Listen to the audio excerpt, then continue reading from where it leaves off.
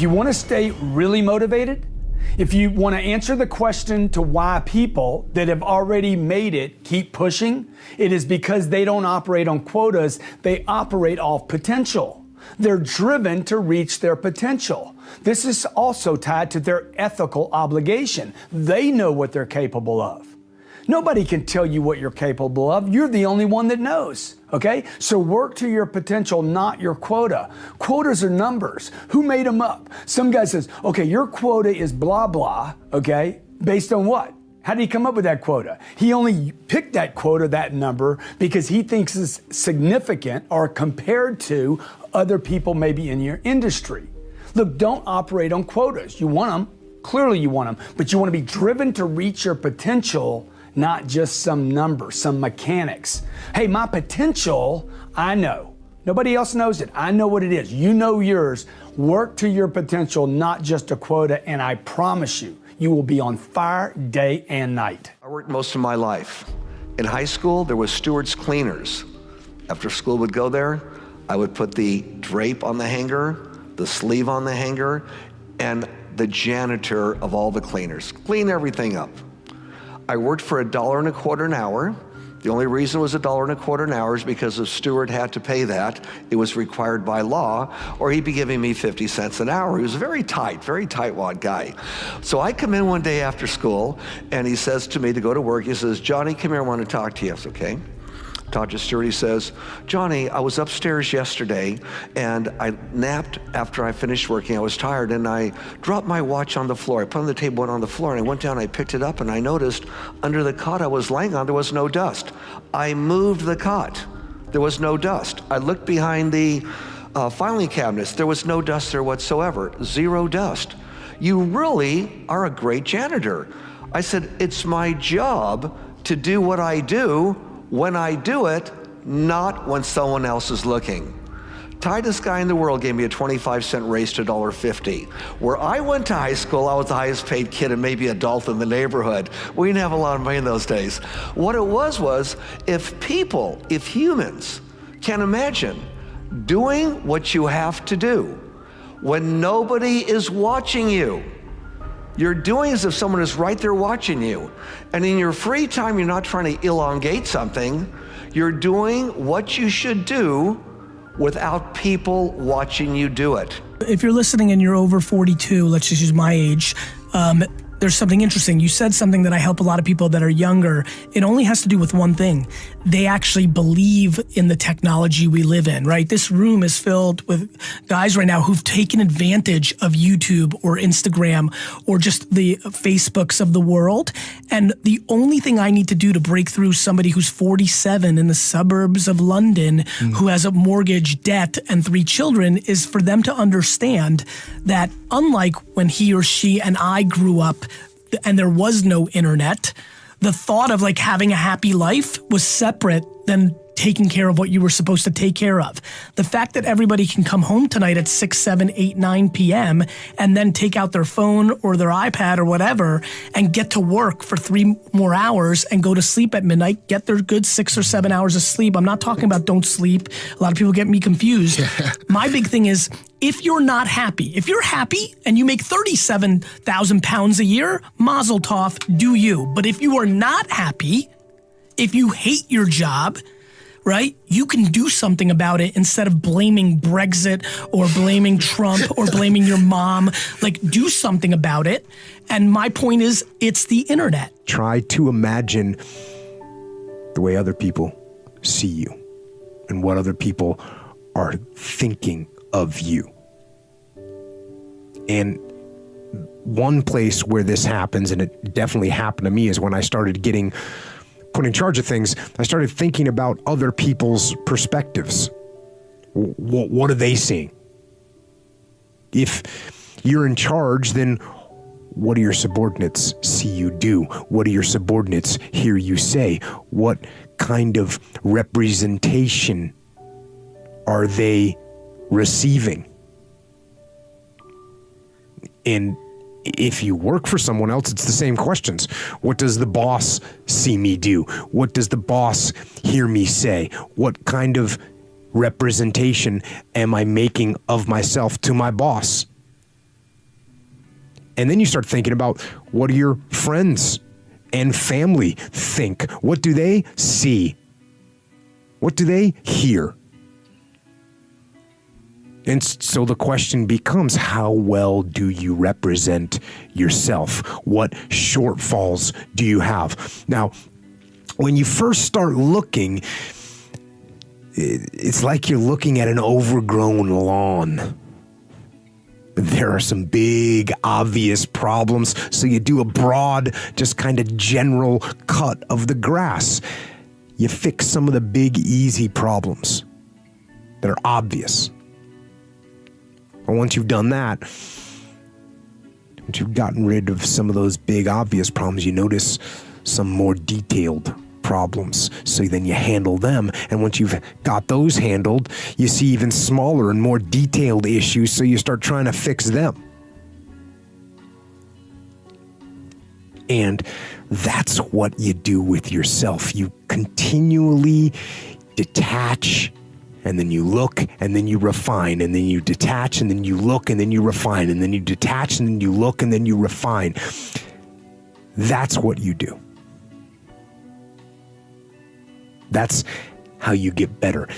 And that process doesn't stop. It can't stop, because if you stop refining, then the weeds grow back, and the next thing you know, you can't see yourself anymore.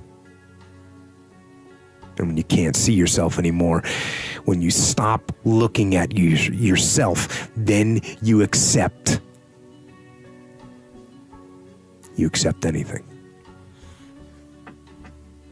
And that's wrong. Don't accept the faults. Don't give yourself the benefit of the doubt. You've got to be your own harshest critic and hold the line. Some of the most important discoveries, inventions, and innovations within a field come from people who are trained in a much different field and who have an outsider's approach. Louis Pasteur was a classic example of this. He was trained as a chemist and mineralogist, so he brought a much different way of thinking to the subject of medicine and germs, a method that was infinitely more creative. Albert Einstein was a complete outsider. His two most important discoveries came when he was working at the Swiss Patent Office. Google itself exemplifies this idea. It is perhaps the most successful business on the planet, founded by two men who are relatively complete outsiders to business and who therefore structured and directed their company in a very novel and creative fashion. I could go on and on and on with this list, including many great artists. There are two important reasons why outsiders generally have a creative advantage. First, they are less steeped in and burdened by the conventions of the field that they are attacking. They ask a different set of questions. They approach problems from unconventional angles. And second, they are often trained in totally unrelated fields, and so can make interesting and creative connections between two very different forms of thinking, like science and business, or chemistry and medicine, or engineering and design. Now, we can't all consciously follow such a path, but even within the careers that we're pursuing, we can train ourselves to think like outsiders and help loosen up the mind in the process. 99% of people that say stuff like that are not willing to do what it takes to make their dreams come true. The Marines have a saying, everybody wants to go to heaven, but nobody wants to die. And that's just real. At the center of bringing any dream into fruition is self-discipline. You know, something as simple as food and eating, it's not about your body as much as it is about your mind. It's getting command of your mind to be able to choose actions that are in your own best interest. Every day, we are choosing shit that's not in our own best interest. Right? So if the world is attacking you and the world wants to fight you and the world's trying to hold you down, so you're going to kick yourself in the balls? You're gonna stop yourself from getting what you dream. Self-discipline is the center of all material success. You cannot win the war against the world if you can't win the war against your own mind. If you know what day it is, you are not busy enough. I recently heard this week, oh, it's Monday, man. It's so hard to get started on a Monday. I'm like, dude, how do you even know it's Monday? I don't know what day it is. On Wednesday, we hear it's humpback day. We're halfway there. So it's Friday and it's like, oh, thank God it's Friday, or follow Friday, or like, dude, how do you people know what day it is? You're not busy enough. You need to be so freaking busy that you don't know what time it is. You don't know if it's before lunch, before dinner, after dinner. Come on, you've had those productive days. Remember the day when you were so productive, you literally worked through lunch and dinner, and you looked up at 7 o'clock. You should have been home an hour ago, and you're like, dude, I hadn't had lunch or dinner. You know why? Because that day you were eating the marketplace. You were consuming the marketplace because you were active, productive, hitting it, slamming, creative, and completely committed. Look, that's where you need to be today. Look, I don't know what Monday, Wednesday, or Friday are. I don't know about Saturdays and Sundays. I know this. Create tremendous amounts of activity. So much activity that you lose track of time. Your success is not going to come from watching TV or looking at a calendar. Your success is going to come from activity, from being busy, from being obsessed, from being like so into it that you don't know about, oh my gosh, it's the Monday morning blues, or Wednesday humpback, or Friday what? I don't know, Friday what? Whatever, okay? Get busy.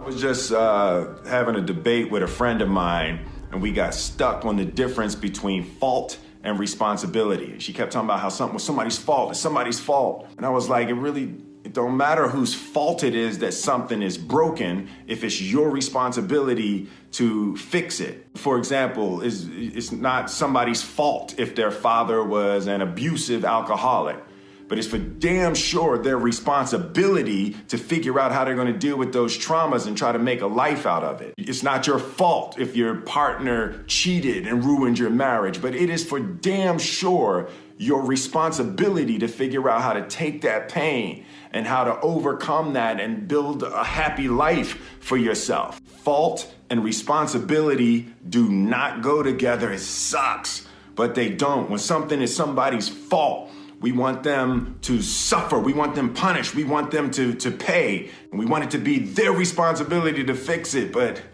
that's not how it works, especially when it's your heart. Your heart, your life, your happiness is your responsibility and your responsibility alone. As long as we're pointing the finger and stuck in whose fault something is, we're jammed and trapped into victim mode. When you're in victim mode, you are stuck in suffering. The road to power is in taking responsibility. Your heart, your life, your happiness is your responsibility and your responsibility alone. Goal, if you own a business, and I would assume a lot of your viewers are business owners or getting started in business, no matter how good you are in business, think about this. The one universal rule that idiots in finance know is diversification. It's the only free lunch. You gotta diversify. Because if you put all your eggs in one basket, no matter how good the basket is, one day that real estate market, that stock market, that bond market, that collectibles market, whatever you invest in, Ray Dalio showed me statistically, it'll drop 50 to 70% on a day. Now, if you're later in life when that happens, it's over for you. Right. So you have to diversify, and yet most people, they know real estate, so they do it, or they know stocks, so they do it, or they grew up with their parents flipping things, and it's the wrong thing to do. Mm-hmm. So you've got to diversify in order for you to be able to truly succeed, and that's why when you own a business, if you put all your money in your business, which is what most of us do naturally, a lot of risk. You put all your eggs in one basket, and there's things that can happen. I mean, you know, let's say you spent 20 years and you figured out how to put together the ultimate map, you know, and you remember Garmin came out with this thing called the TomTom. I don't know if you remember, you used to put on your, are you old enough to remember that? You used to put on your phone? Or you used to put on your dash? Cost $100. It was a breakthrough. They were making like $100 million or something, or they were. 6 months later, what happened? the iPhone came out with Google Maps. These little bastards, excuse my French, came out with it, put Google Maps, put their own map on here, and it costs how much? $0. What's that gonna do to your business when someone takes your product or service and gives it away for free? So I always tell people, competition happens, technology happens. What you must do is have a second business with no moving parts, no people, no time. Maybe it takes you 3 days a year for 2 or 3 hours after you've read the book. You put it in place and you measure it 2 or 3 times a year. That's it. Go on with your life. Now if there's a trouble in your business, you're financially set. In my life, I have 31 companies now. We have, what do we have? 1,200 employees, 7 different industries. We do $5 billion in sales. I mean, that used to be, me and my seminar business. It's grown geometrically. But with all those moving parts, the only way I've been able to succeed is because I've taken every one of those businesses and I've diversified my assets so that when things were in trouble, I still had enough economics to take care of myself and keep the business going. So everybody needs to create a money machine that works while you sleep, that doesn't have moving parts, and that's what this is really about. What do you think the minimum amount of money you want to make for your life? Like, what would be the minimum amount of money that you make every year that allowed you to live and do that content media site? What do you think?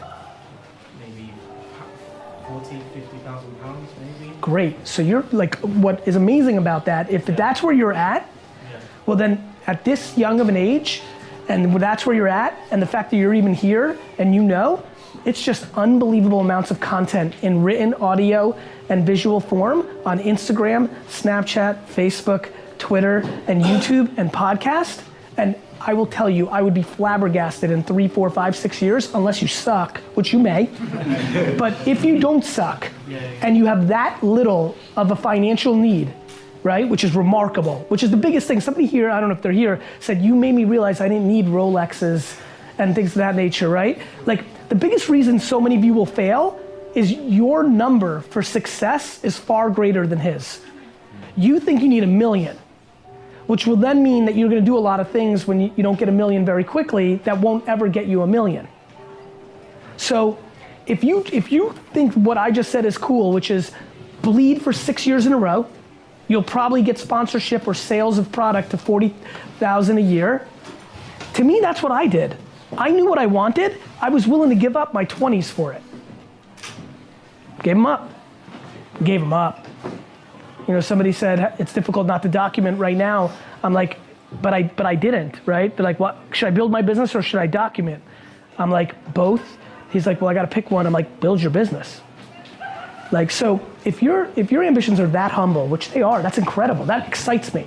Because by the way, here's the funny part. That's who I was too. I just needed 100,000 a year. Just, that seemed rich to me, right? Like, I was like, cool, I'll be okay. Like I'll have a house, it's not, I just needed to play, I needed the game. And too many of you in here want the stuff, not the game. When you fall in love with the game, everything's different because you've already won. That's real. It sounds cliche, but it's real. Why do you prioritize sleep so highly? Just curious of what makes you so committed to that and the science behind it. Thank you for all you do. I find that I'm slower when I'm fatigued. So I find myself drifting. I have more symptoms of what we'll call ADD. So that my attention just drifts. And then I find I'll read a sentence or whatever and be like, God, I have to reread the sentence like 10 times. So that was just going, whoa. I'm not as efficient as I could be. And then the other is I find it a unique form of misery. There is an additional ring of hell that is saved just for people who are fatigued. I hate it so much. So it's misery, and I don't understand people that live a life that is miserable. I just don't get it. And then on top of that, I think you actually accomplish less if you're fatigued. So you're putting more hours, but you're actually getting less done per hour. So if being fatigued puts you at like 0.6 of what your output could be, and then being just like incredibly well rested, prioritizing that puts you at, it's, I guess mathematically I should be saying just 1, then like you have to make up 40% of the number of hours in waking up early just to break even, and then you put misery on top of that. So that's my N of 1 experience, is that I am so deadly efficient when I'm rested that I just get more done. So comparing those two side by side, I actually accomplish more. When I was 22, right after I graduated from Dartmouth, I was so focused on making everyone happy that I almost chose the worst possible career for my personality. It's not a bad career, it just would have been horrendous for me. I was interested in the environment, so I decided, I'll go get a law degree, and then I'll go work in Washington. And I think maybe I'll work on environmental policy, and I'd probably end up in some cube farm. And everyone was thrilled with the plan. Everyone, it turns out, but me. So here I am, I'm driving a U-Haul across country to go to law school and to get a degree in environmental law. And something started to gnaw at me. And with every single mile that I drove, my thoughts were getting louder and doubts were starting to pour in. My gut was telling me, Mel, turn the damn U-Haul around. But the problem was that everything was already in place, right? I mean, I'm already in the U-Haul. The thing is already packed. I'm already 10 miles into my drive. The tuition had been paid for the first semester. I had signed a lease. I mean, I could not undo these things. Isn't that why it's so difficult for you to make changes in your life? Because you think that things can't be undone? The fact is, any excuse that you come up with, you can undo. Tuition can be reimbursed, apartments can be leased, Plan B can be invented. So I got up, I repacked that U-Haul, and I drove out of town. I let myself make a U-turn in life. If you ever find your gut battling your head, save yourself the drama. I guarantee you your gut is right. Guarantee you your excuses can be undone. And I guarantee you you can make a U-turn in your life right now if you want to. Look, if you want to be in business for yourself and free, you must learn to dominate. You cannot compete, okay? How many were trained this? Competition is a healthy thing. That message was not being delivered to entrepreneurs. That message was being delivered to consumers. There was somebody saying, look, the more oil companies we have, the better, because it's good for the customer, right?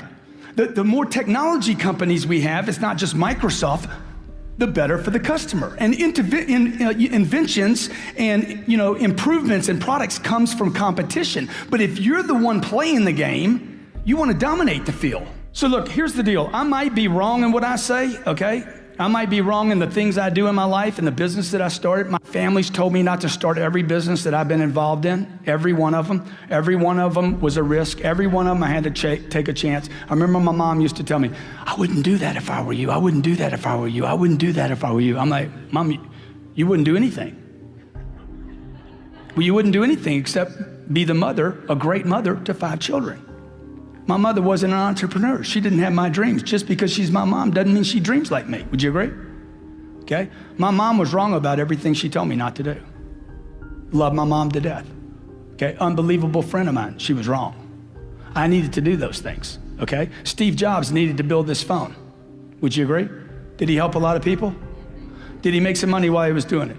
$119 billion in 5 years. In the bank, cash.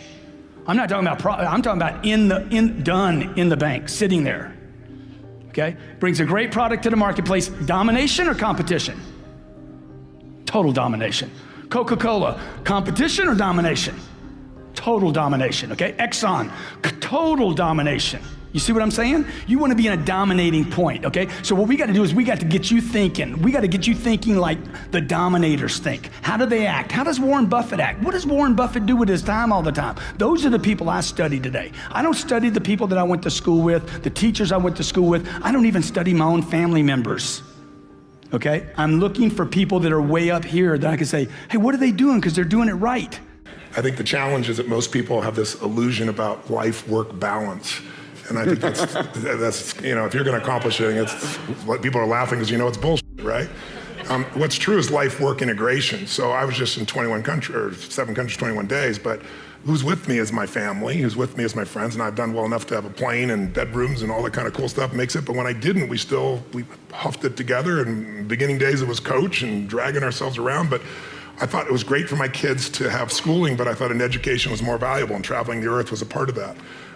But we're in the middle of this crazy schedule, but it's not work, it's a mission. When it's work, it's that. I always ask people, I said, how would you describe what you do? And people, I say, is it work, is it career, or is it mission?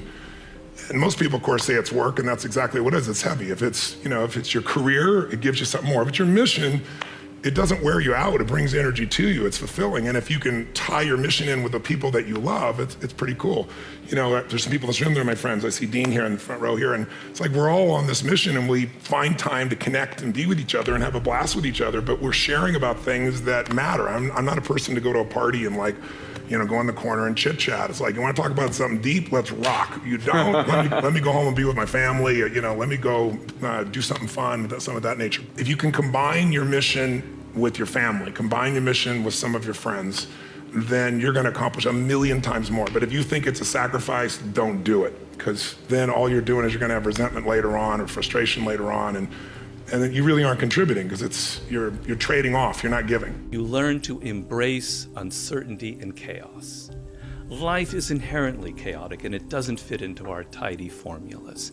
Not only does this not make you anxious, but you find chaos and uncertainty deeply exciting and stimulating. Slowly adopting this as an overall philosophy will naturally loosen the mind up and give it greater creative flow. You will naturally consider more options and possibilities. I'm in meetings a lot. My calendar gets very full with those. And then at night, after the kids have gone to bed, I'm on email a great deal. I get messages during the day. That's my chance to give long responses. And then over the weekend, I send a lot of mail as well.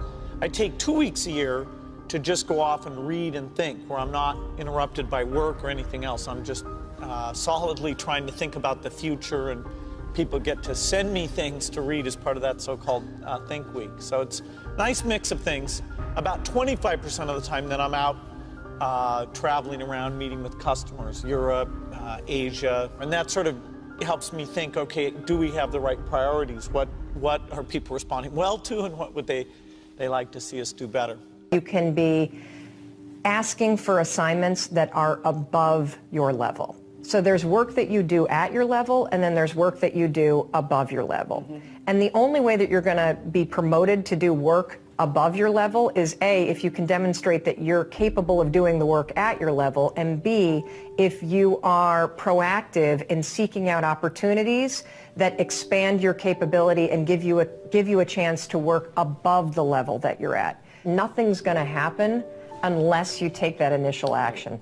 Nothing's going to happen, nothing's going to change unless you put down that pen in the meeting and you sit up and you pay attention and you listen for your opportunity to speak. Nothing's going to happen unless you push yourself to go in and make the ask for that assignment that scares you to death. I get up super early.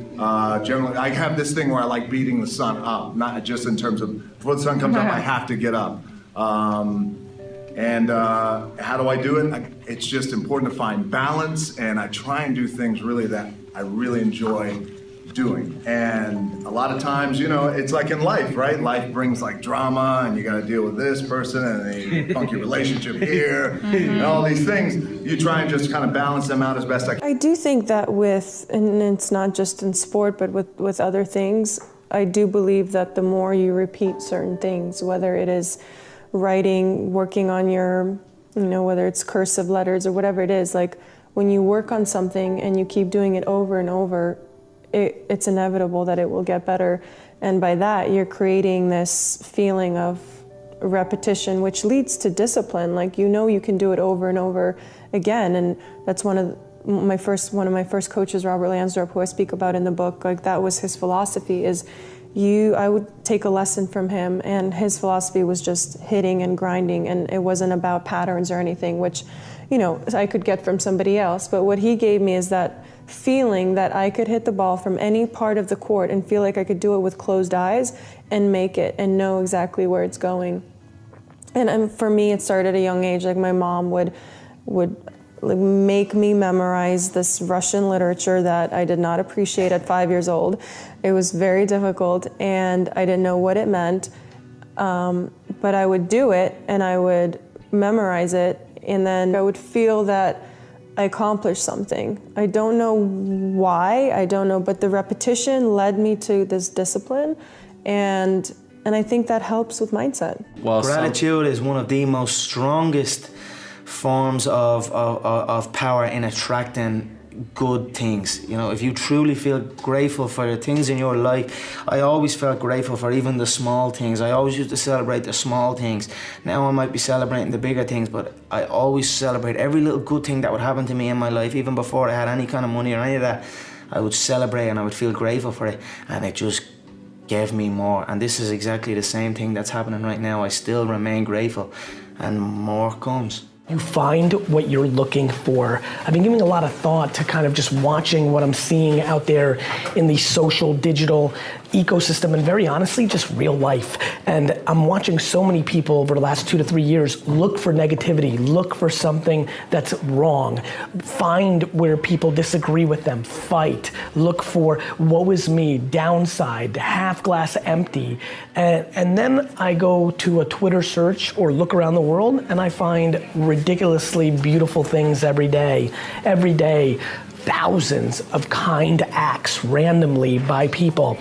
All people that I have conversations with who see the opportunities, whether it's in business like voice and AR or crypto or whatever it may be. Just this amazingly interesting thing that I feel the majority of you are looking for the wrong.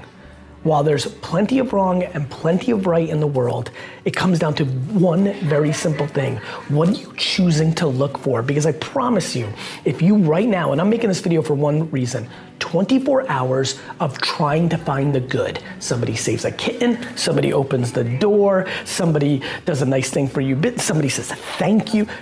24 hours of looking for positivity could change your life. Honestly, making this for one person. One person watches this video, chooses to do 24 hours of looking for good instead of looking for bad, and their game changes. D-Rock heard somebody at a convenience store saying, "Mom, you're always so negative. You're always so negative." I am blown away by the fact that life gets real simple if you break it down into this. Are you looking for the negative? This sucks, this government sucks, this person sucks, this is or are you looking for the positive? She's nice, that's remarkable, I've got this opportunity. You choose what you're looking for, because what you look for, you find. That's how life works. As soon as I got off the phone call with him, and then also when he said, it's not in the picture now, but I think it'd be great if Dallas danced at the end, and my heartbeat went up on the phone, and I started breaking a cold sweat, like going, no, that's not. And as soon as I went, oh no, that's not that, the other devil in my ear said, dare you do, and I just went, of course. I think yes, because I immediately noticed, if you don't, you're wussing out, dude. Are you kidding me? You will forever regret. You have to. So as soon as I got over that, I was like, well, that's inevitable. I'm doing it. Now, I got to bust my ass to go do it the best I can, and a lot of fear in that. I mean, that was. Yeah, that was some majorly good anxiety and fear. And then, now I'm saying by that time, now everything, my choices from that phone call on were, anything I was nervous about, you have to go, f it. No, dude, go. All the way, go, meet midnight. Yes, can y'all meet me for another choreograph session? 8 a.m. Sunday morning, do you got an hour? I'm gonna go stand in the mirror. My wife's over there watching, reading something. I'm gonna stand in the mirror and I'm gonna practice a move. This is really embarrassing. Well, too bad, man. Do it in the mirror right now, because the less embarrassing that gets, hopefully the more comfortable you'll be when you're out there in front of 80 people and a bunch of cameras. And one thing you do when you go out there, don't come up short. Go all the way. There's a phrase in the Bible that's become kind of an expression called "suffer fools gladly," and somehow in our modern world it got totally inverted, which is something that kind of bothers me. The original expression meant that you're constantly surrounded by fools. Half the world are fools, or whatever the percentage is, and maybe you're a bit of a fool. And what you need to do is you need to suffer. You need to be able to put up with fools and laugh at them and not take them seriously. That's what it means in the Bible, and that's the wisdom in the Bible. And then somehow it got turned around in modern times where it seems to be a virtue that you don't suffer fools gladly, that you don't put put up with them, that you get angry about them, that you confront them, that you try to change them, and on and on and on and on and on. And the idea that I try to say, it's part of my chapter on social intelligence, which is I'm trying to tell you that you're not going to be a master in this world unless you know how to get along with people. We're social animals. You can't just be a nerd, a tech guy that has no contact with people. You have to learn how to be with people and be socially intelligent, and it's actually a beautiful form of intelligence. And one of the aspects is to learn how to suffer fools gladly. And I tell you what I think a fool is. A fool is somebody that doesn't have the right kind of sense of priorities in life. They magnify the little things that we should just not worry about into some huge dramatic thing. And the huge dramatic things they completely ignore. They have no sense of proportion, and we encounter them every day in our lives. And in fact, we encounter a bit of them in ourselves. We all have a foolish side. So let's all be patient with fools. If you try and change them or fight them, you're only going to waste valuable time and energy in your short life. Learn to laugh at them, learn to know it's part of the human comedy.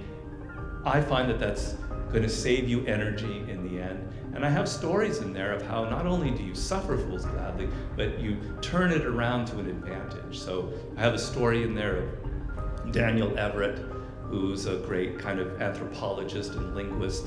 And he came out with a radical new theory on linguistics. And suddenly he finds himself being attacked by everyone in the field, but they're attacking him in this ad hominem manner, as if he's a charlatan. They're not attacking his ideas, and it's driving him crazy, and now he's dealing with fools. And he decides that what he's going to do is he's going to turn it to his advantage. He's going to make sure now, from now on, that anything he presents in a book or a lecture is airtight. They would usually pinpoint one little small thing in something he said that could be inconsistent and say, therefore, your whole theory is wrong. Okay, from now on, I'm not going to make anything inconsistent. So he took the foolish aspect of these attacks and he decided it would make him stronger and it would make his ideas stronger. That's what Suffer Fools Gladly is about, and I have other examples there in the book. I don't watch news. I make news. See the shift? You see the slight shift? Don't watch the news. Decide when you leave here today to make the news. Right? You don't read the newspaper, you write newspaper articles. You don't read books. Yeah, read them, but learn to write them. And you don't need to spend a lifetime writing the book. This was 3 hours. Okay, we sold 40,000 copies of this one book and it was self-published. It's never, ever, ever been in a bookstore. A guy writes me, he says, man, you got misspelled words all in that book. I'm like, yeah, so what, where are they? 123, 128, 134, 165, 120. I'm like, yeah, and bad grammar too. I'm like, yeah, what's your point, dude? What's your point, man? Why you keep telling me that? He's like, because man, you got misspelled words in a book. It's a bestseller,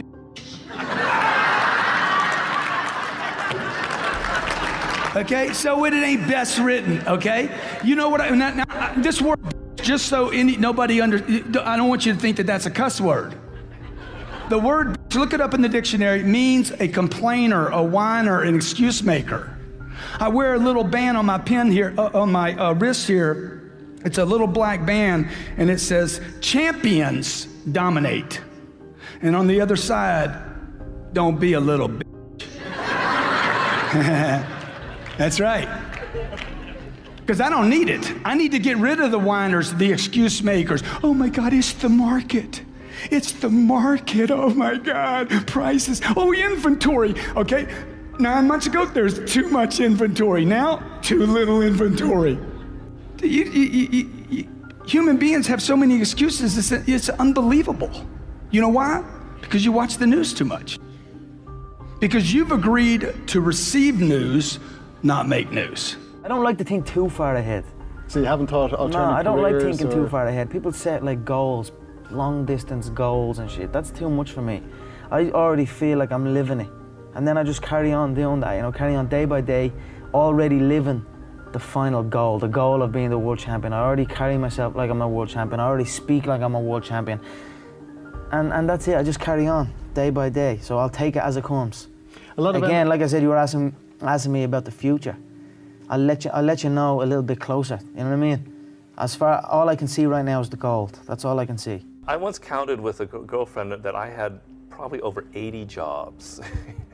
You know, I was a guide for Greek ruins when I worked construction. Awesome. Yeah. in Crete. I taught English here and in Spain.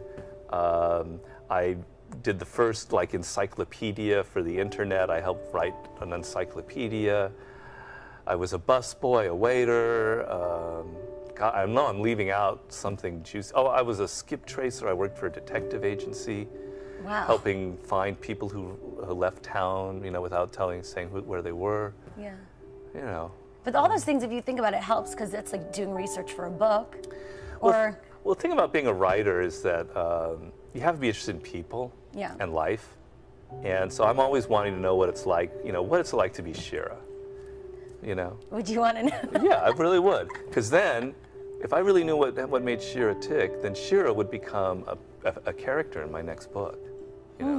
So you got to be curious about people. You do. And having a lot of different jobs helped that, yeah. One habit that I developed when I was at college, that was actually a very bad habit, which was I like to show people that I didn't do any work and that I didn't go to classes and I didn't care. And then at the very last minute, like 2 days before the test, I'd get serious about it. And people thought that was funny. That was my positioning, the guy who did nothing until the last minute. Then when I went into business, that was a really bad habit. And it took me a couple of years to get over that. Nobody praised me because I would do things at the last minute, and I tried to reverse to students I didn't think that highly of, who were always organized and had things done on time. I'm still working on it, but procrastination is not a good habit. Bill can change clothes in the car. Everyone in this room knows how to create. You're not a manager of your life, you're a creator of your life, or you wouldn't be in this room. How do you create your life? You get hungry for something, don't you? Who has done something in your life that once seemed difficult or impossible, and now it's part of your life? Who's got something in your life in this area? Say I. How did you do it? You created it 3 ways. Number 1, you decided there's something you wanted so bad that you unleashed all your desire. You became obsessed with it. If it was a business or a car or a relationship or a transformation in your body, if there's something you once envisioned and now it's real, it's because you didn't just envision it, you brought so much emotion to it that now it's in your life. It was once a dream, it was once a goal, and now it's in your life. How many have something like that in your life now? Say I. You may take it for granted now, hopefully not, but it was once just a vision. It may have seemed impossible at one time. So how did you do it? You started with a concrete vision of what you wanted, and you focused on it continuously, didn't you? Wherever focus goes, energy flows. You envisioned something, you got clear about it, and then you started thinking about all the reasons why you wanted it. You got excited about it. Said, this is what's next for me now. I want this. You may have dreamed about it, thought about it, talked about it.